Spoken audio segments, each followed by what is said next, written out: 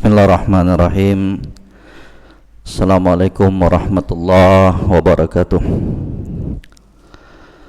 Alhamdulillah hamdan katsiran thayyiban mubarakan fi. Wa asyhadu an la ilaha illallah wahdahu la syarikalah. Iqrar bihi wa tauhida. Wa asyhadu anna Muhammadan abduhu wa rasuluh.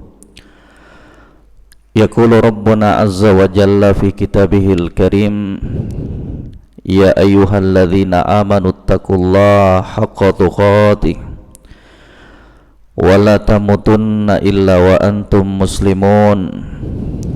Ya ayyuhan nasu taqu rabbakumul ladzi khalaqakum min nafsin wahidah wa khalaqa minha zawjaha wa batha minhuma rijalan katsiran wa nisaa'a wattaqullaha alladzi tasaaluna bihi wal arham innallaha kana 'alaikum raqiba. Ya ayyuhalladzina amanu taqullaha wa qulu qawlan sadida yuslih lakum a'malakum wa yaghfir lakum dhunubakum wa may yuti'illaha wa rasulahu faqad faza fawzan 'azima. Amma ba'd. Alhamdulillah, jamaah sekalian yang kami muliakan, rahimani wa rahimakumullah. Berjumpa di subuh hari berbahagia ini, berhubung Ramadan tinggal beberapa hari ke depan, insyaallah ta'ala, dan semoga Allah memberikan panjang umur dan kesempatan untuk merasakan Ramadan di tahun ini. Maka insyaallah di kesempatan pagi hari ini kita akan membacakan sebuah risalah tipis, nasihat singkat dari apa yang disebutkan oleh Asy-Syaikh Al-Utsaimin alaihi rahmatullah dalam kitab beliau Majalisu Syahri Ramadan, dalam pembahasan adab-adab berpuasa. Ini tidak lain, semoga bisa kita jadikan bekal pengingat dan persiapan kita menyambut bulan Ramadan insyaallah. Ini kan momennya setahun sekali, jadi mungkin terkadang ada perkara-perkara yang terluputkan dari kita, perlu untuk kita ingat kembali, perlu untuk kita sama-sama saling mengingatkan dalam perkara tersebut. Kata Syekh Al-Utsaimin alaihi rahmatullah, ikhwani, wahai saudara-saudaraku, i'lamu anna lis-siyam adaban katsiratan la yatimmu illa biha wa la yakmulu illa bil qiyam biha wa hiya ala qismain. Katanya, ketahuilah bahwasanya puasa itu di dalamnya terdapat adab-adab yang banyak, yang tidak akan sempurna puasa tersebut kecuali dengannya, yaitu dengan menjalankan adab-adab tersebut. Dan adab tersebut, adab berpuasa tersebut terbagi dalam dua jenis. Kata beliau, adabun wajibatun la budda lis-shaimi min mura'atiha wal muhafazati 'alaiha. Adab yang pertama adalah adab yang sifatnya wajib, ya, yang setiap orang berpuasa itu harus menjaganya, memperhatikannya. Ini yang dinamakan adabun wajibatun, adab yang hukumnya wajib bagi orang-orang yang berpuasa. wa adabun mustahabbatun yanbaghi an yura'iyaha wa yuhafidha 'alaiha. Kemudian di sana ada yang kedua dari jenis adab berpuasa tersebut, yaitu adabun mustahabbatun, adab-adab yang dianjurkan, adab-adab yang disunnahkan, yang juga sepantasnya bagi orang yang berpuasa untuk memperhatikannya dan menjaganya. Kemudian beliau masuk, faminal adabil wajibati ayakum as-saimu bima aujaballahu ta'ala alaihi minal ibadat al-qawliyah wal fi'liyah, wa min ahammiha as-salatul mafruḍah allati hiya akidu arkanil islam ba'da syahadatain, fatajibu mura'atuha bil muhafazati 'alaiha wal qiyam bi arkaniha wa wajibatiha wa syurutiha. Katanya, dan diantara adab yang wajib tersebut adalah orang-orang yang berpuasa tersebut menjalankan apa yang diwajibkan oleh Allah Subhanahu wa ta'ala dari jenis ibadah yang bentuknya ucapan maupun perbuatan. Dan yang paling terpenting dari ibadah yang wajib tersebut adalah sholat wajib. Jangan sampai puasa tapi enggak sholat 5 waktu, itu yang bahaya ya. Allati hiya akidu arkanil islam ba'da syahadatain, di mana sholat 5 waktu ini merupakan rukun Islam yang sangat-sangat ditekankan setelah 2 kalimat syahadat. Maka wajib bagi orang yang berpuasa untuk menjaga sholat 5 waktu ini. Mereka menjalankan rukun-rukunnya, wajib-wajib sholatnya, syarat-syaratnya. Fayu'addiha fi waktiha ma'al jama'ati fil masajid, dan dia laksanakan sholat tersebut di waktunya bersama jamaah kaum muslimin di masjid rumah-rumah Allah Subhanahu wa ta'ala. Fa inna dzalika minat taqwa allati min ajliha syuri'as siyam wa furida 'alal ummah.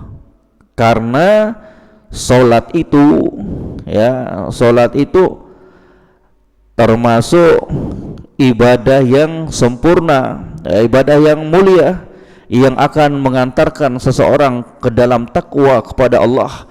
Karena solat itu merupakan ibadah yang menunjukkan ketakwaan seorang hamba kepada Allah Subhanahu wa ta'ala. Maka inti tujuan disyariatkan puasa itu adalah untuk membentuk kepribadian muslim yang bertakwa kepada Allah ya. Kok bisa puasa? Tujuan puasa apa? Untuk bertakwa katanya ya.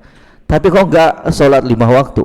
Ini kan realita yang banyak kita dapatkan di tengah masyarakat kita. Semoga Allah senantiasa memberikan hidayah, taufik untuk kita semuanya. Sangat disayangkan ya, mampu menahan rasa lapar, dahaga, enggak berhubungan suami istri, tapi enggak sholat 5 waktu. Padahal sama-sama wajib hukumnya. Bahkan kalau mau dilihat, sholat itu lebih ditekankan ya, berada di urutan kedua setelah pengucapan 2 kalimat syahadat. Kok bisa ya? Kok bisa puasa tapi enggak sholat ya? Puasa tapi enggak menjalankan sholat 5 waktu. Allahul musta'an ya. Makanya hati-hati. Demikian pula hendaknya setiap dari orang yang berpuasa tersebut menunaikan sholat itu pada waktunya bersama jamaah kaum muslimin di masjid rumah-rumah Allah. Ini dikhususkan bagi para kaum muslimin, para lelaki. Jadi jamaah itu, sholat berjamaah itu diperuntukkan untuk para lelaki. Kalau perempuan maka tempat yang paling afdol untuk mereka sholat adalah di rumahnya, ya, di rumahnya. Tapi kalau ada yang mau datang sholat, ya, ke masjid dari kalangan wanita, silahkan, nggak dilarang, selama mereka memperhatikan rambu-rambu dan adab-adab yang telah dibimbingkan dalam Islam ini. Menutup auratnya, tidak memakai wangi-wangian yang semerbak baunya. Ini mau kemana ini? Mau ke masjid atau mau ke kondangan? Ya, gak boleh. Ya, perempuan memakai wangi-wangian yang semerbak baunya yang bisa menimbulkan fitnah bagi dirinya dan orang lain yang menciumnya dari kalangan non mahramnya. Itu diperhatikan. Jadi silakan, ya, selama aman dari fitnah silakan. Dan suami juga ketika sang istri pamitan minta izin untuk sholat berjamaah di masjid, hendaknya apa? Diizinkan, selama tadi dirasakan aman dari fitnah, selama memperhatikan rambu-rambu tersebut. Kata Nabi sallallahu alaihi wasallam, la tamna'u nisa Allah masajidallah. Jangan kalian cegah, jangan kalian larang para wanita tersebut untuk pergi berangkat di masjid-masjid Allah Subhanahu wa taala untuk melaksanakan sholat. Ya, walaupun sekali lagi berbicara soal hukum asal, maka yang lebih bagus itu mereka sholat di rumahnya. Ya, maka kembali kepada pembahasan kita untuk para lelaki kaum muslimin, ya, diingatkan kembali, hendaknya mereka keluar dari rumah-rumah mereka untuk melaksanakan sholat berjamaah bersama kaum muslimin, karena di situ banyak kebaikan yang bisa kita petik. Ya. Kata beliau, fa inna dzalika min taqwal lati min ajliha syuri'as siyam wa furidha 'alal ummah. Ya.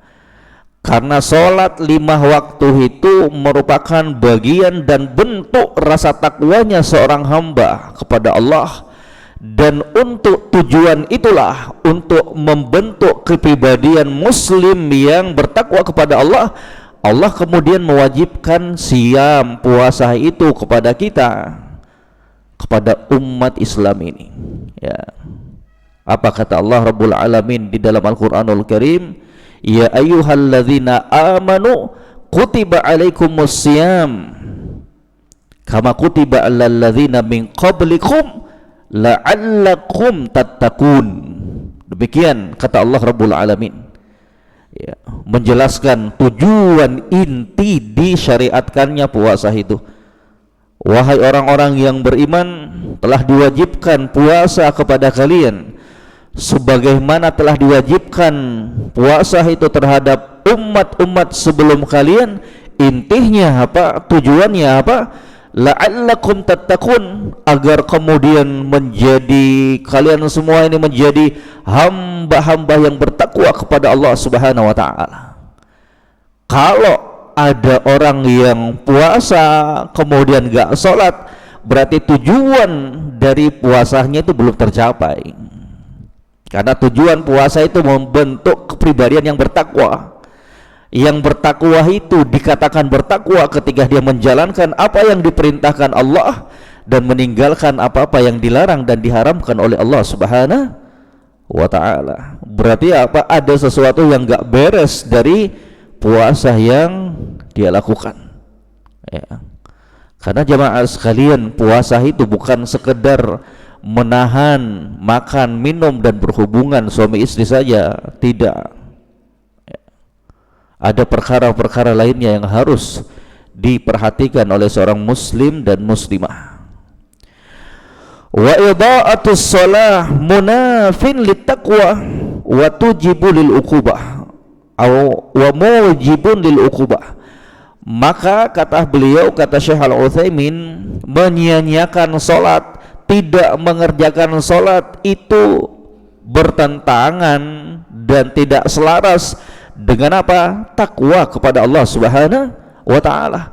dan juga menyia-nyiakan salat 5 waktu tersebut mujibun lil uqubah, akan mendatangkan hukuman azab dari Allah Rabbul Alamin. Makanya Allah sebutkan tuh dalam surat Maryam ayat 59 dan 60, fa khalafa min ba'dihim khalfun adaa'us salata wattaba'us syahawat, dan kelak akan datang generasi setelah mereka yang mana sifat mereka, kebiasaan mereka adaa'us salat wattaba'us syahawat, menyanyiakan salat, meremehkan salat dan mengikuti hawa nafsu mereka. Naudzubillah. Ya, makanya ini penting untuk betul-betul kita jaga dan kita ingatkan anak keturunan kita. Ya, ditanamkan ini ibadah yang mulia ini sejak dini kepada anak-anak kita. Jangan sampai nanti besar baru kita latih salat dalam keadaan sudah berat rasanya, ya. Dan sangat disayangkan lagi sebagian orang tua, ya, karena nggak pernah mengajari, melatih, mendidik anaknya salat di masa kecilnya, ketika besar disuruh salat udah nggak mau lagi, udah melawan, udah membantah. Ya, jangan salahkan anaknya kita, salahkan kita dulu selaku orang tua yang tidak memperhatikan perkara yang satu ini. Subhanallah. Wa minas shaimin man yatahawanu bi salatil jamaah ma'a wujubiha alaihi, dan sebagian orang-orang yang puasa itu mereka meremehkan salat berjamaah dalam keadaan salat berjamaah itu wajib. Ini pendapat sebagian ulama. Jadi salat berjamaah itu memang terjadi khilaf di kalangan para ulama. Ada yang mengatakan wajib, ada yang mengatakan sunnah, ya, ditekankan, ya. Sangat tidak pantas bagi seorang muslim yang tidak memiliki udzur yang syar'i untuk meninggalkan salat berjamaah ini, ya.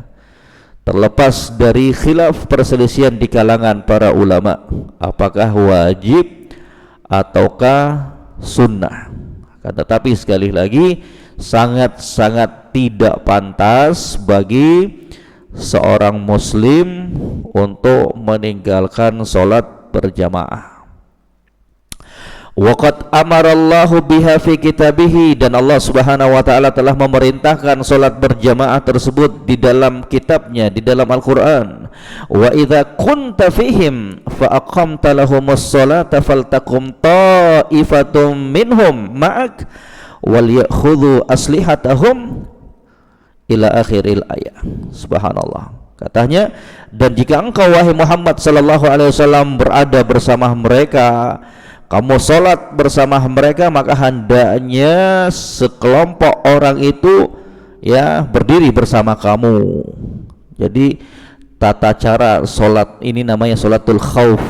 Dalil yang paling kuat yang dibawakan oleh para ulama yang mengatakan wajibnya sholat berjamaah. Ini nih dalil yang paling kuat yang mereka bawakan, ya.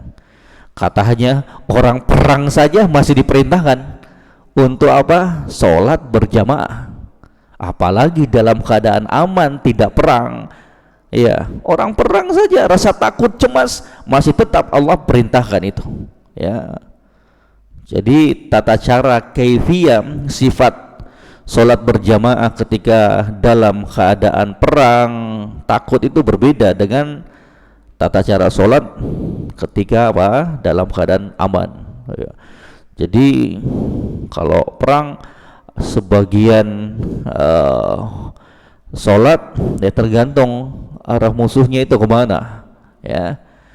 Kalau kiblat menghadap ke sana, ya, musuh di belakang, berarti orang sholat di sana, pasukan yang lainnya berada menjaga di belakang sebagiannya.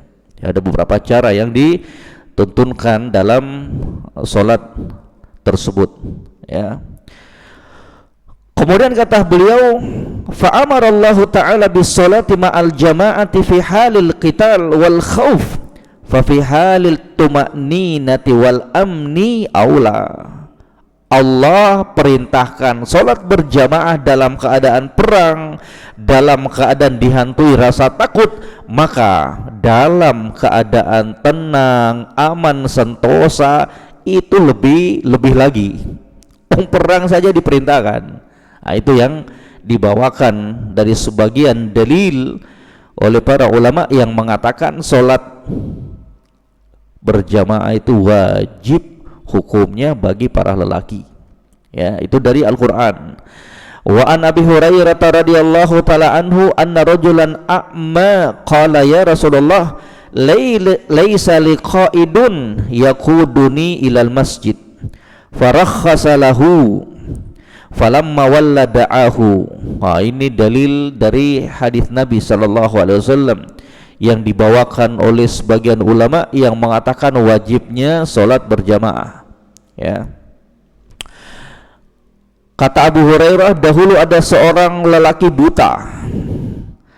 Kemudian lelaki buta ini mengatakan, ya Rasulullah, saya itu tidak bisa melihat dan tidak seorang pun yang menuntunku menuju masjid. Buta, dalam keadaan gak ada seorang pun yang menuntun dia, membawa dia menuju masjid. Mendengarkan ucapan lelaki yang buta tersebut, maka Nabi Shallallahu Alaihi Wasallam memberikan keringanan. Udah, kalau gitu kamu sholat di rumah saja. Senanglah dia. Falamma walla da'ahu, ketika lelaki yang buta ini pulang meninggalkan Nabi Shallallahu Alaihi Wasallam, berbalik dia. Nabi panggil, hal tasma'un nida bisolah, apakah kamu dengar azan dikumandangkan? Kamu dengar enggak dari rumah kamu itu, kamu dengar enggak suara azan? Faqala na'am, iya wahai Rasulullah, saya dengar tuh suara azan. Qala fa'ajib, kalau demikian maka kamu wajib untuk mendatanginya. Subhanallah, buta tuh. Ya, makanya ini juga ya, tadi dalil dari Al-Quran itu yang paling kuat yang dibawakan dan dijadikan pijakan yang mengatakan wajibnya sholat berjamaah. Kalau dari hadis ini nih, ya, orang buta aja datang ke masjid, kita yang sehat, matanya normal, ya alhamdulillah, kok enggak ke masjid? Subhanallah. Maka jangan disia-siakan nikmat yang telah diberikan oleh Allah, ya, dari nikmat kesehatan. Hendaknya betul-betul kita manfaatkan dalam perkara ketaatan kepada Allah Rabbul Alamin. Ya. Qala fa'ajib, datang kamu, hadiri salat berjamaah tersebut. Rawahu Muslimun, diriwayatkan oleh Imam Muslim. Falam yurakhis lahun Nabi sallallahu alaihi wasallam fi tarkil jamaah ma'annahu rajulun a'ma wa laysa lahu qaidun. Maka Nabi katanya tidak memberikan keringanan dalam keadaan lelaki ini buta. Nabi enggak memberikan keringanan untuk meninggalkan sholat berjamaah dalam keadaan dia buta dan tidak ada orang yang menuntunnya. Ya. Wa tarikul jama'ati ma'a idha'atihi al-wajib qad harama nafsahu khairan kathiran min mudha'afatil hasanat fa inna salatal jama'ati mudha'afatun. Maka orang yang meninggalkan salat berjamaah tersebut, ya, maka sungguh telah terhalangi dan menghalangi dirinya dari kebaikan yang banyak. Dari apa? Dilipat gandakannya pahala. Ya, sekali lagi terjadi khilaf di kalangan para ulama. Ya. Cuman kita katakan bahwa orang-orang yang meninggalkan sholat berjamaah tersebut betul-betul telah terluputkan dari banyak kebaikan. Sudah jelas tuh. Kalau ditanya sholat seorang lelaki di rumahnya sah atau enggak, ya sah. Kalau dia berkeyakinan hukumnya sunnah, ya jangan dipaksakan. Ya, kalau dia melihat karena dalil-dalil para ulama yang menunjukkan bahwa sholat berjamaah itu enggak wajib? Ada juga. Makanya dalam permasalahan ini jangan dong keras-kerasan, apalagi saling mentahdzir, apalagi saling tidak ajak omong. Jangan, itu bukan akhlak dalam berselisih permasalahan khilafiyah di kalangan para ulama. Untuk perkara-perkara yang kita bisa berlapang dada, harus berlapang dada, ya. Jangan mencelah mereka yang enggak sholat berjamaah di masjid, jangan, ya. Kalau memang demikian apa yang dia yakini sesuai dengan dalil-dalil, ya, cuman sebatas kita sampaikan kepada mereka bahwa sholat berjamaah itu jauh lebih afdal dibandingkan sholat sendiri. Itu penting bagi kita juga untuk mengetahui adab-adab di dalam permasalahan khilafiyah di kalangan para ulama, ya. Kama fi sahihain min hadits Ibnu Umar radhiyallahu taala anhuma anna Nabiy sallallahu alaihi wasallam qala, sebagaimana diterangkan dalam hadis Abdullah Ibnu Umar diriwayatkan oleh Imam Bukhari dan Imam Muslim, salatul jama'ati tafdulu ala salatil fardhi bi 27 darajah. Salat berjamaah itu lebih unggul, lebih bagus 27 derajat dibandingkan salat sendiri. Ya kan? Itu menunjukkan apa? Keutamaan. Dalil ini dijadikan para ulama sebagiannya, ya, yang mengatakan salat wajib itu enggak, salat 5 waktu itu enggak, salat berjamaah itu enggak wajib. Ya, ini dalilnya mereka juga ini. Sekiranya salat wajib itu, salat berjamaah tersebut tidak wajib kata mereka, sekiranya salat berjamaah tersebut hukumnya wajib, maka tentunya tidak akan disebutkan ini sebagai perbandingan, ya. Sekali lagi, orang yang salat sendiri di rumah ataukah di kantornya sah hukum salatnya, ya. Coba kita katakan menyelisihi yang lebih afdal dan utama, ya. Salat berjamaah itu lebih unggul, lebih bagus 27 derajat dibandingkan salatul fardhi, salat sendirian, ya. Wa fawwatal masalih al-ijtima'iyyah allati tahsulu lil muslimin bistima'ihim ala shalah min gharsil mahabbati wal ulfati wa ta'limil jahil wa musa'adatil muhtaj wa ghairi dzalik.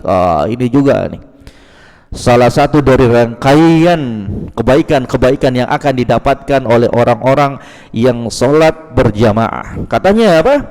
Wa fawwatal masalihal istimaiyah. Orang-orang yang meninggalkan sholat berjamaah tersebut akan terluputkan dari kebaikan-kebaikan yang banyak. Apa itu? Dia nggak bisa berkumpul, bergabung bersama kaum muslimin. Coba kalau kita datang semuanya di masjid, kan saling kenal, ya. Ini tetangga berapa tahun nggak saling mengenal. Kenapa? Karena sibuk, nggak pernah jumpa.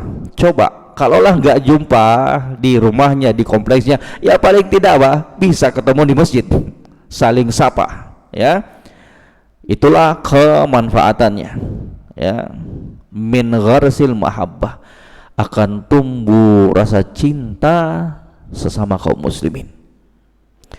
Wa ta'limil jahil, dengan datangnya mereka ke masjid, kita pun bisa sedikit demi sedikit mengajarkan mereka tentang ilmu agama, memberikan mereka nasihat-nasihat untuk kebaikan dunia dan akhirat mereka. Wa musa'adatil muhtaj wa ghairi dzalik. Demikian pula dengan duduknya kita, berkumpulnya kita di masjid tersebut, kita akan tahu ternyata ada saudara kita yang butuh pertolongannya kita, yang butuh untuk kita bantu. Dia sakit, ternyata dia butuh biaya ini dan itu.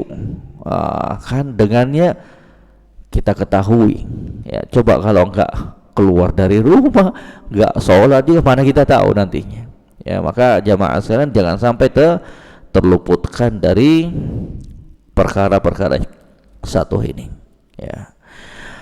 Wa bitarkil jama'ati yu'arridu nafsahu lil uqubah wa musyabahatil munafiqin, dan sikap dia meninggalkan salat berjamaah tersebut itu sama saja dia telah mempersiapkan dirinya untuk mendapatkan hukuman dari Allah, dan di dalamnya terdapat penyerupaan terhadap orang-orang munafik. Subhanallah. Makanya dalam hadis Abu Hurairah kata Nabi sallallahu alaihi wasallam, "Azkalus salawati 'alal munafiqin salatul isya wa salatul fajr." Salat yang paling berat dirasakan oleh orang-orang munafik itu adalah salat isya dan salat subuh. Ya. Kenapa? Masih gelap. Ya, enggak nampak. Ya. Orang munafik itu kan semangat ibadahnya kalau dilihat orang. Kalau enggak dilihat orang, malas mereka beribadah. Ya. Malas. Ya, dulu kan gak ada penerangan seperti sekarang ini jamaah sekalian. Ya. Maka hati-hati ini. Ya. Kemudian kata Nabi sallallahu alaihi wasallam, "Wa laqad hamamtu an amura bis salati fatuqam." Maka sungguh aku itu beringin sekali, berkeinginan kuat untuk memerintahkan satu orang memimpin salat. Ya. Thumma amuru rajulan fayusalli bin nas thumma antaliqu ma'i birijalin ma'ahum hizamun min hatabin ila qaumin la yashhaduna as-salah fa uharriqu alaihim buyutahum bin nar. La ilaha illallah. Ya. Hadis yang diriwayatkan oleh Imam Bukhari dan Imam Muslim. Kelanjutan dari penggalan hadis yang pertama tadi. Asqalu salat alal munafiqin salatul isya wa salatul fajr. Salat yang paling berat yang dirasakan oleh orang-orang munafik itu adalah salat isya dan salat subuh. Ya. Kata Nabi, sekiranya mereka tahu apa yang terdapat dalam keutamaan salat subuh dan salat isya itu, maka sungguh mereka akan merangkak ya ke masjid ya untuk meraih keutamaan tersebut. Dan sungguh aku ingin sekali memerintahkan satu orang lelaki untuk memimpin salat. Thumma antaliqu ma'i birijalin, kemudian ada orang yang mengikutiku membawa kayu-kayu bakar, kemudian aku mendatangi rumah-rumah yang tidak melaksanakan salat berjamaah tersebut dan aku pun bakar rumah mereka dengan api. Wah, ini juga dalil yang paling kuat yang dibawakan sebagian ulama yang mengatakan wajibnya salat berjamaah itu. Bayangkan ya, Nabi sampai ngomong gini nih, mana tuh orang-orang yang malas untuk keluar dari rumahnya dari kalangan lelaki mengerjakan sholat berjamaah. Laqad hamamtu, sungguh aku berkeinginan kuat ya untuk menjadikan satu orang mengganti posisiku menjadi imam. Kemudian aku keluar bersama beberapa orang mendatangi rumah-rumah yang tidak melaksanakan sholat berjamaah tersebut dan aku bakar rumah mereka. Subhanallah. Ya, diarahkan oleh para ulama yang mengatakan tidak wajib ya sholat berjamaah tersebut. Ini cuma ancaman. Ya nggak mungkin Nabi bakar dong, kan ada anaknya, ada istrinya. Ini cuma teguran keras dari Nabi sallallahu alaihi wasallam bahwa nggak pantas, sangat-sangat nggak pantas. Ya, seorang lelaki masa sih ya sholat di rumah ya, padahal keutamaan sholat berjamaah itu masya Allah sudah di depan mata kita ya. Subhanallah. Kemudian kata beliau, wa minas shaimin man yatajawazu bil amri fayanamu 'anis shalah fi waqtiha wa hadza min a'dhamil munkarat wa ashaddil idha'ah lis shalawat. Ini juga kata beliau sebagian orang yang salat itu melampaui batas, banyak tidur ketika puasa. Ini juga yang harus kita benahi diri kita. Puasa itu bulan Ramadan itu bukan bulan tidur dan bulan bermalas-malasan, bukan. ya, bukan. Apalagi banyaknya tidurnya kita itu kemudian meluputkan kita dari melaksanakan sholat 5 waktu pada waktunya. Sekali lagi, bulan Ramadan itu bulan ketaatan, bukan bulan bermalas-malasan. Makanya selalu kita berdoa kepada Allah agar ketika nanti Allah berikan kesempatan kepada kita untuk merasakan bulan Ramadan di tahun ini, banyak-banyak berdoa agar Allah berikan kita kekuatan, agar Allah memberikan taufik dan hidayahnya kita untuk mengisi hari-hari kita di bulan Ramadan tahun ini dengan beragam amalan kebaikan. Kemudian kata beliau, wa minal adab al-wajibah ayastanibas shaimu jami' ma harramallahu wa rasuluhu minal aqwal wal af'al fayastanibul kadhiba wa huwa al-ikhbaru bi khilafil waqi' wa a'zamuhu al-kadhib 'ala Allah wa rasulihi ka ayyam suba ila Allah wa ila rasulihi tahlila harimin wa tahrima halalin bila ilmin. Ya, ini juga penting. Dan termasuk perkara wajib dari adab-adab tersebut yang harus diperhatikan oleh orang yang berpuasa, hendaknya dia meninggalkan segala perkara yang diharamkan oleh Allah Subhanahu wa taala dan Rasulnya dari bentuk ucapan dan perbuatan. Maka dia tinggalkan apa? Dusta. Ya, hati-hati.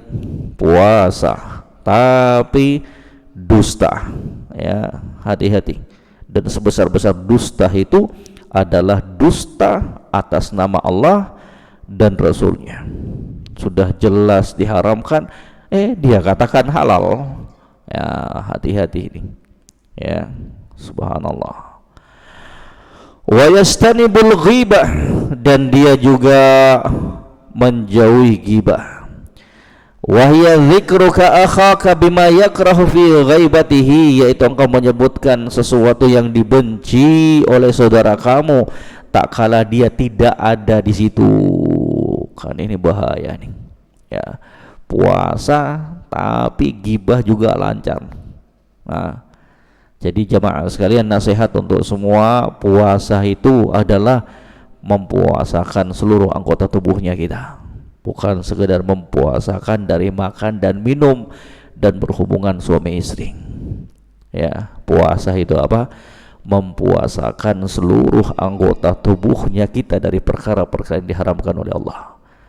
Matanya kita puasakan dong, ya, dari perkara-perkara yang diharamkan oleh Allah, dari melihat perkara-perkara yang tidak dihalalkan oleh Allah untuk kita.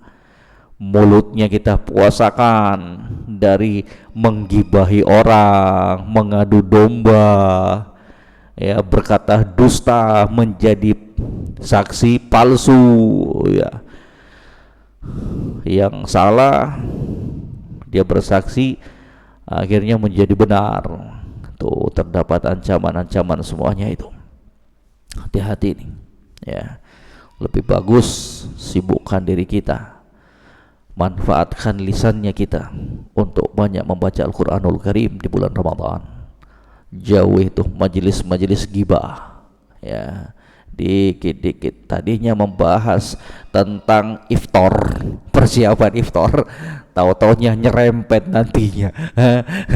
Jadi kalau persiapan iftar mending baca zikir, ya, murojaah pelajaran-pelajaran daripada ngelantur ngomongnya kesana kemari. Ya, udah siapkan makanan berbuka, amalan masya Allah, tapi karena dibumbui dengan, ya, obrolan-obrolan yang sia-sia, akhirnya nggak terasa, ternyata hancur pahala puasanya kita. Naudzubillah. Apa sih beratnya untuk membasahi lisannya kita berzikir kepada Allah Subhanahu wa taala, ya. Subhanallah. Tuh, maka hati-hati, ya. Ya, karena bahaya tuh, ya, orang-orang yang tidak memperhatikan perkara yang satu ini. Kemudian kata beliau juga, wa yastanibun namimah wa hiya naqlu kalami syakhsin fi syakhsin ilaihi liyafsida bainahuma wa hiya min kabairidz dzunub. Demikian pula dia harus menjauhi namimah. Apa itu namimah? Naqlu kalami syakhsin ila fi syakhsin ilaihi, nukil ucapan A ke B, B ke A, dalam rangka apa? Merusak hubungan di antara mereka berdua. Itu bahaya tuh, tukang adu domba. Ya, cerita sini ke orang ini, nanti beda lagi ke orang ini. Tujuannya untuk ngadu domba, biar hubungan A B rusak. Naudzubillah. Hati-hati, kita terjatuh dalam perkara ini dalam keadaan kita nggak sadari. Ya, udah nggak usah ngurusin orang, urus dirinya kita sendiri. Ya, lebih banyak dan masih lebih banyak perkara bermanfaat yang bisa kita sibukkan dirinya kita dengannya, daripada nanti kita ya dimintai pertanggungjawabannya di sisi Allah Rabbul Alamin. Kehormatan seorang muslim itu luar biasa, jangan dirusak, jangan disobek ya kehormatan mereka, ya, kehormatan saudaranya kita. La yadkhulul jannata namam, tidak akan masuk ke dalam surga Allah orang-orang yang suka adu domba. Belum lagi dicegah dari surga, di alam kuburnya pun mendapat siksaan. Innahuma la yu'adzabani wa ma yu'adzabani fi kabirin. Dua penghuni kuburan ini sedang disiksa, kata Nabi, dan mereka itu disiksa karena perkara besar yang mereka lakukan semasa hidupnya. Wa ammal akhir fakana yamshi bin namimah. Adapun yang kedua ini, penghuni kuburan yang kedua, dulu hidupnya di dunia senang adu domba. Ya, kok bisa? Ya, kok bisa senang kalau ukhuwah persaudaraan di antara sesama kaum muslimin itu rusak? Mana akal sehatnya kita? Ya, seorang muslim yang bagus keimanannya tentu mengharapkan persatuan, tentu mengharapkan ukhuwah sesama kaum muslimin itu semakin kuat. Itu akhlak yang bagus, ya, bukan sebaliknya. Subhanallah. Ya. Wa yastanibul ghish fi jami'il muamalat min bai'in wa ijaratin wa sina'atin wa rahnin wa ghairiha. Demikian pula dia meninggalkan ghish, menipu, pada seluruh jenis muamalahnya, ya, interaksinya, baik dalam jual beli, sewa menyewa, ya, ar-rahan, gadai, ya, demikian pula dan lain-lain sebagainya. Ya, ini juga termasuk bagian dari dosa besar. Kata Nabi, man ghasyana falaysa minna. Siapa yang menipu, maka itu bukan dari golongan kami. Ya, wal ghisyu khadi'atun wa daya'un lil amanati wa faqdun lithiqati bainan nas. Maka menipu itu adalah perkara yang akan menyia-nyiakan amanah yang telah diberikan. Orang-orang yang menipu itu akan menghilangkan kepercayaan manusia terhadapnya. Wa kullu kasbin minal ghish wa innahu kasbun khabithun haramun la yasidu sahibahu illa bu'dan minallah. Dan menipu itu, ya, dan setiap penghasilan dari menipu maka itu adalah haram, jelek, dan tidaklah menambah pemiliknya, ya, kecuali semakin jauh dari Allah. Kok tega-teganya hanya karena pingin untung 5.000 rupiah rela untuk menipu, ya, berdusta, na'udzubillah, hanya karena keuntungan 5 juta, 10 juta, kemudian dia rela untuk menipu sesama kaum muslimin. Ya, udah capek-capek saudaranya kita nyari duit, kok tega-teganya kita tipu mereka. Ya, na'udzubillah. Ya, ini jamaah sekalian, ya, luar biasa. Maka semoga Allah Subhanahu wa taala, mau disambung enggak? Jair? Ada di, kalau yang tadi adab-adab wajib sudah selesai, tinggal adab yang mustahab. Mau dilanjut sedikit? Hah? Lanjut ya. Karena ini pertemuan terakhir. Ya. Barakallahu fiik. Jazakumullah khairan. Kemudian kata beliau, ikhwani hadzal majlisu fi bayanil qismi tsani min adabis saum wa hiya adabul mustahabbatu. Maka saudara-saudaraku, ini bagian yang kedua tentang adab-adab berpuasa yang hukumnya sunnah dianjurkan. Kalau tadi hukumnya wajib, ya wajib hukumnya, sholat 5 waktu, ya, kemudian meninggalkan perkataan dusta, menipu dan lain-lain sebagainya. Itu perkara-perkara haram, itu wajib untuk ditinggalkan, bukan disunnahkan untuk ditinggalkan, ya. Faminha, maka diantara adab-adab yang dianjurkan tersebut ketika berpuasa as-sahur wa huwal aklu fi akhiril lail. Ya, katanya sahur yaitu makan di akhir malam. Dan ini juga sekali lagi nggak pantas untuk ditinggalkan. Ya, jangan karena merasa kenyang, udah masih kenyang nggak usah sahur, ya. Jangan, makan sahur aja, walaupun seteguk air, walaupun beberapa biji dari kurma ataukah kue, yang penting sahur, ya, karena banyak kebaikan yang akan kita dapatkan. Pertama, kita telah melaksanakan sunnah Nabi SAW. Dengan sahurnya kita, berarti kita telah mencontoh junjungan kita Nabi Muhammad SAW, yang dengannya itu kita pun akan diganjar pahala. Maka hadirkan itu jamaah sekalian. Kalau makan sahur, hadirkan itu bahwa perbuatannya kita ini adalah bagian dari sunnah Nabi SAW. Makanya Syekh ingatkan, wayam bagi lil wayam bagi al-mutasahhir ayyanwi bisuhurihi imtithala amrin Nabi sallallahu alaihi wasallam wal iqtida bi fi'lihi liyakuna sahuruhu ibadatan. Ya, kata beliau, maka sepantasnya bagi orang-orang yang makan sahur itu menghadirkan niatnya bahwa dia sahur ini untuk melaksanakan perintah Nabi sallallahu alaihi wasallam. Dia mengerjakan ini untuk mencontoh Nabi, biar sahurnya itu, kata Syekh, menjadi ibadah di sisi Allah Subhanahu wa ta'ala. Hadirkan tuh jamaah sekalian, ya. Subhanallah, kata Nabi apa dalam hadis Anas bin Malik radhiyallahu ta'ala, tasahharu fa inna fis sahur barakatun. Makan sahurlah kalian, karena di dalam sahur itu terdapat keberkahan, ya, keberkahan. Maka itu diperhatikan baik-baik jamaah sekalian, jangan terluputkan dari perkara yang satu ini, sunnah yang mulia ini, ya.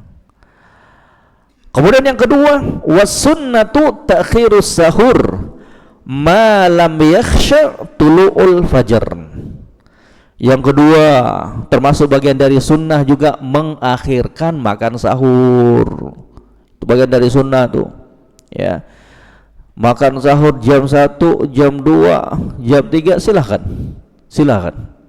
Cuman kalau mau yang lebih bagus dan ingin mencontoh Nabi, maka diundur lagi selama tidak khawatir munculnya terbitnya apa? Fajar, yang menunjukkan masuknya waktu sholat subuh. Jadi tinggal kita sendiri nih, lihat ada orang tuh makannya cepat, ya, 10 menit selesai, 15 menit selesai. Ada juga orang yang slow, ya, makannya lama, ya. Tadi tinggal dilihat, kayaknya butuh setengah jam ini untuk saya makan plus minumnya, ya silakan, ya. Jadi jangan kemudian tadi katanya disunnahkan untuk mengakhirkan sahur, akhirnya tinggal 10 menit, 5 menit makan semua, masuk semua nasi, kurma, ini itu, belum selesai adzan dikumandangkan, belum sempat minum. Wah, itu yang bahaya. Keselak. Makanya harus diperhatikan baik-baik, jangan ekstrim gulu di dalam menyikapi, ya, sebuah sunnah Nabi sallallahu alaihi wasallam. Tinggal dilihat, ya, kondisinya kita, ya. Kemudian juga, ya, diterangkan di sini kepada kaum muslimin bahwa apa yang beredar dari imsak itu tidak ada dalam syariatnya kita. Ya, kan ada tuh dikatakan imsak ya 10-15 menit sebelum sahur. Mari dong kita berbicara dan melihat semua itu dari tinjauan syariat. Ya, jangan sampai kita mengharamkan sesuatu yang telah dihalalkan oleh Allah. Batas menahan makan, minum dan berhubungan itu sejak terbitnya fajar menunjukkan masuknya sholat subuh sampai tenggelamnya matahari. Ya, itu waktu menahan tuh. Lah gimana kalau ada saudara kita yang bangunnya telat? Wah, 10 menit, 5 menit sebelum azan dikumandangkan, belum dikumandangkan azan nih, dia bangun, kemudian dia baru mau minum makan, oh ya nggak boleh, sudah masuk imsak. Jangan sampai kita ngomong tentang agama ini tanpa dalil. Ya, jangan mengharamkan sesuatu yang dihalalkan oleh Allah. Hati-hati. Ya, ini diluruskan. Mari kita kembali kepada bimbingan junjungan kita Nabi Muhammad sallallahu alaihi wasallam. Apa yang beliau ajarkan kita terima, kita jalani. Ya, jangan kemudian membuat perkara yang tidak ada bimbingannya dari junjungan kita Nabi Muhammad sallallahu alaihi wasallam. Subhanallah. Ya. Kemudian kata beliau, ini nih dalilnya ini. Kata Nabi sallallahu alaihi wasallam, "Qulu washrabu hatta yu'adzin ibnu ummi maktum. Fa innahu la yu'adzinu hatta yatlu al-fajr." Lihat ini hadis yang diriwayatkan oleh Imam Bukhari yang sekaligus memberikan bantahan dan pencerahan untuk kita-kita dalam permasalahan imsak tersebut. Harus disampaikan karena ini adalah bagian dari agama kita. Ya. Kata Nabi sallallahu alaihi wasallam dalam hadis-hadisnya, "Qulu washrabu," makan, minum kalian, silakan, masih terbuka waktunya, masih ada kesempatannya, hatta yu'adzinu ibnu ummi maktum, sampai ibnu ummi maktum mengumandangkan azan. Jadi apa? Batas makan minum itu terhenti, dilarang ketika apa? Azan dikumandangkan. Ya, itu udah jelas sekali ini. Gak perlu lagi penafsiran yang lainnya, udah jelas gamblang sekali. Karena kata Nabi sallallahu alaihi wasallam, beliau itu tidaklah mengumandangkan azan kecuali telah terbit fajar as-shadiq, menunjukkan masuknya waktu sholat subuh. Ya, barakallahu fiik. Ya.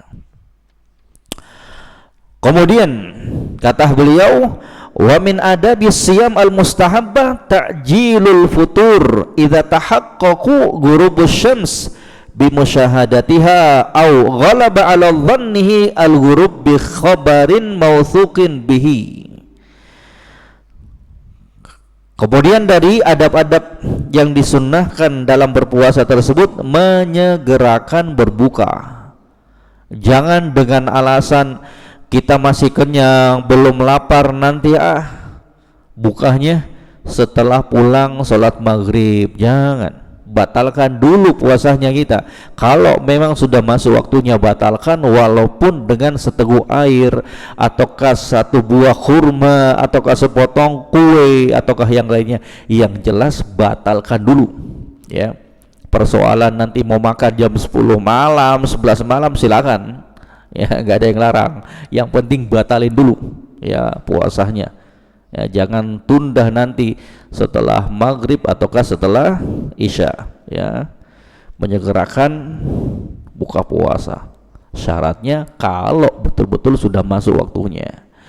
Kata Nabi sallallahu alaihi wasallam dalam hadis Sahal bin Sa'ad, la yazalun nasu bi khairin ma ajjalul fitr. Manusia senantiasa berada di atas kebaikan selama mereka menyegerakan buka puasa. Ya, jadi sunnahnya mengakhirkan sahur, mempercepat apa? Berbuka. Ya, subhanallah. Wasunnatu ayyuftira ala rutobin fa in udima fatamrun fa in udima famaun. Dan termasuk dari bagian sunnah itu berbuka dengan rutob. Rutob itu kurma yang masih basah. Alhamdulillah sekarang ini udah banyak ya, udah banyak di negara kita. Kalau ada kemampuan beli dan niatkan itu untuk mencontoh Nabi Sallallahu Alaihi Wasallam. Rutob, kurma basah, ada yang warna merah, ada yang warna hitam, ada yang warna kuning, ya terserah ya. Rutob itu belum kering, rutob itu basah ya, kurma basah. Kalau enggak ada katanya fatamrun, maka silakan ya berbuka dengan apa? Kurma, tamr. Kalau enggak ada ya berbuka dengan air putih. Itu selaras dengan apa yang diriwayatkan dari Nabi Shallallahu Alaihi Wasallam dalam hadis yang diriwayatkan oleh Imam Ahmad dalam kitab Musnadnya. Ya, kata Anas bin Malik radhiyallahu taalaan, kana Nabi Shallallahu Alaihi Wasallam yuftiru qabla ayusolliya ala rutabatin.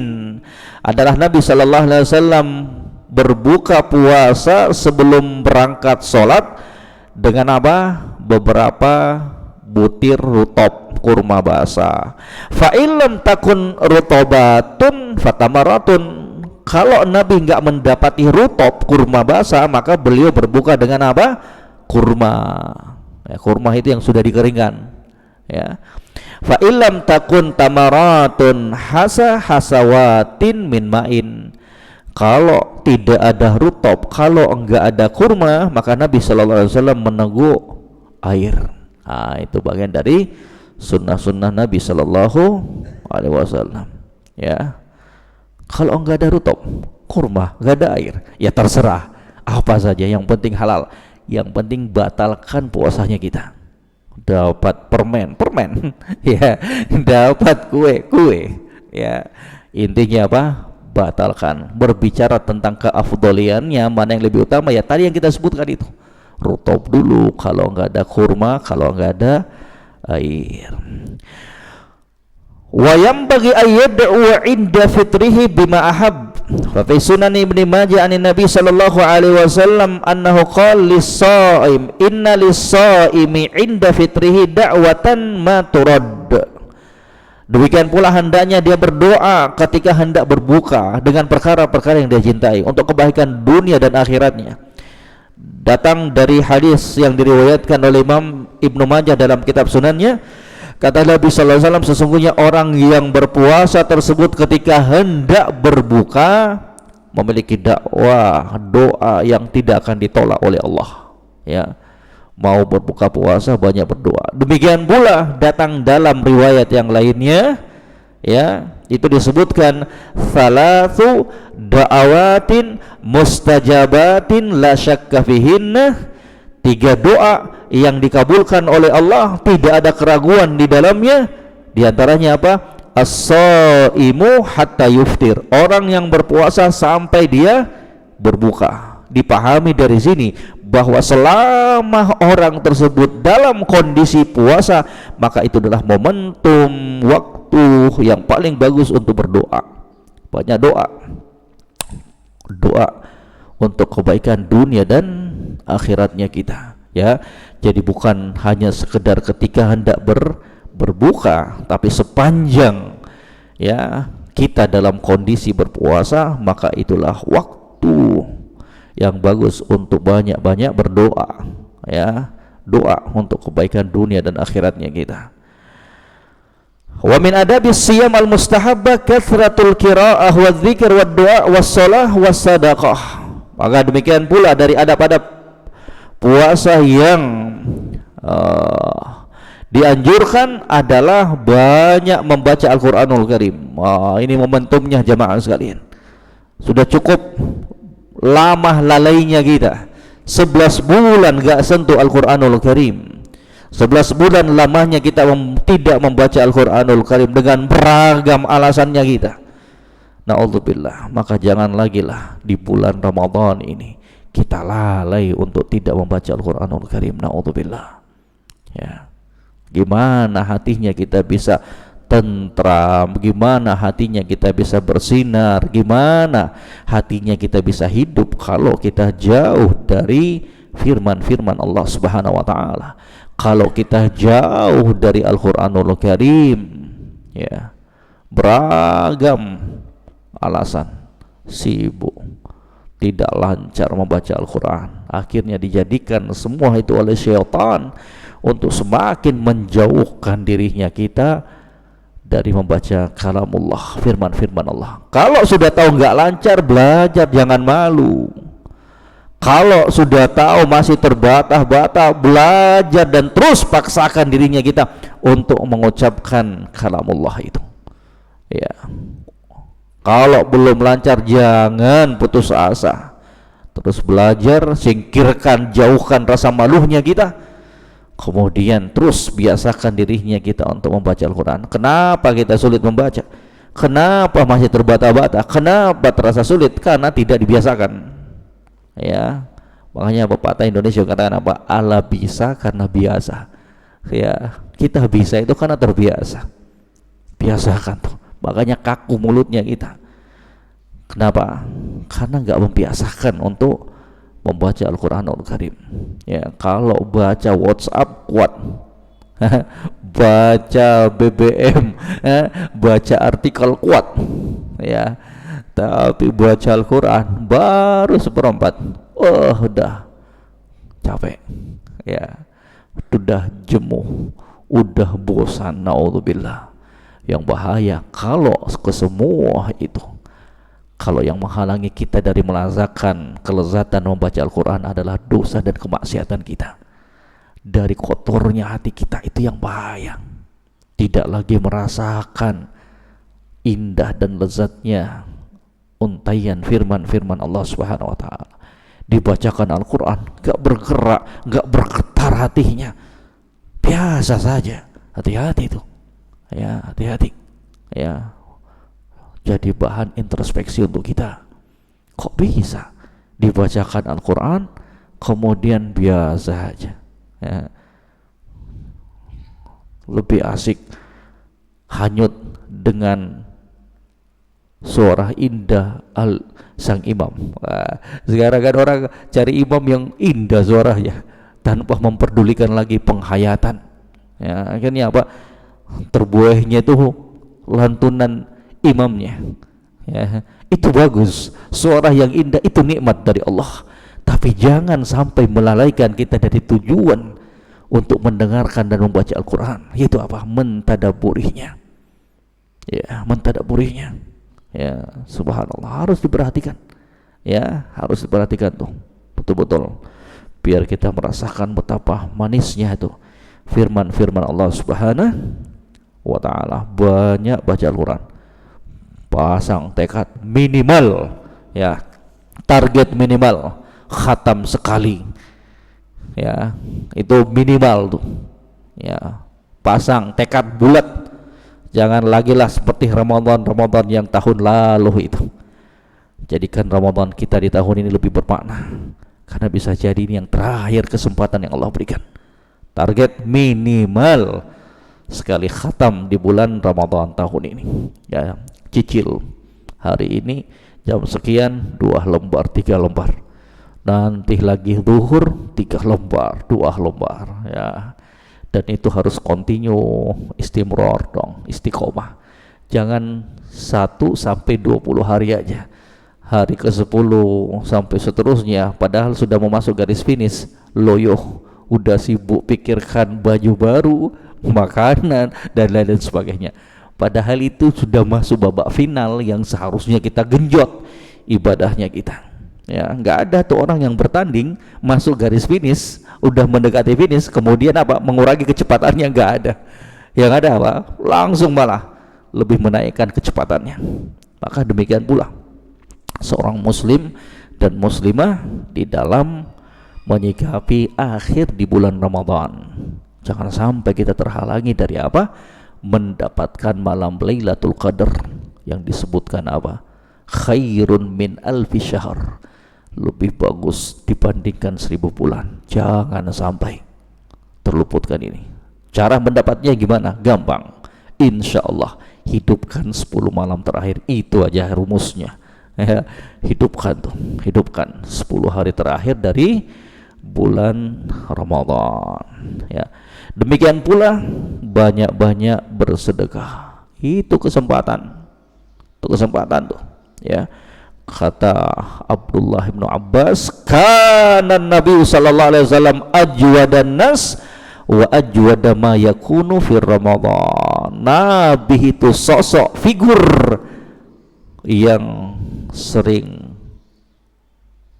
seorang figur yang dermawan, dan kedermawanan beliau lebih lagi di saat bulan Ramadan ketika Jibril datang menjumpai beliau sallallahu alaihi wasallam. Siapkan tuh ya, makanya sedari sekarang ini dilatih dirinya kita untuk bersedekah biar nanti di bulan Ramadan lebih mudah lagi ya. Itulah hartanya kita yang sebenarnya, harus sadarkan dirinya kita, itulah hartanya kita yang sebenarnya, harta yang kita infakkan di jalan Allah, yang kita sedekahkan di jalan Allah. Sadarkan dirinya kita jamaah sekalian bahwa sedekah itu sama sekali tidak akan mengurangi hartanya kita demi Allah. Bahkan sedekah itulah yang akan menumbuhkan dan memberikan keberkahan ke dalam harta yang kita miliki. Yakin itu.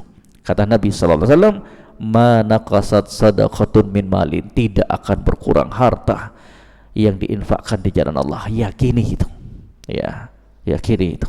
Ya, ada para janda-janda, anak yatim, ada pembangunan masjid, donasi masjid yang membutuhkan perlengkapan masjid ini dan itu, maka jangan penuh perhitungan ya, salurkan sesuai dengan kemampuan kita, disertai dengan tetap menjaga keikhlasan kita kepada Allah, bahwa kita keluarkan semua itu untuk mengharapkan balasan di sisi Allah, bukan supaya nama kita disebut, bukan untuk mendapatkan pujian manusia, bukan untuk dilihat oleh manusia, bukan untuk dikatakan sebagai orang yang dermawan, tapi lillah, karena Allah Subhanahu wa ta'ala. Demikian jemaah sekalian apa yang bisa kita sampaikan di subuh hari yang berbahagia ini.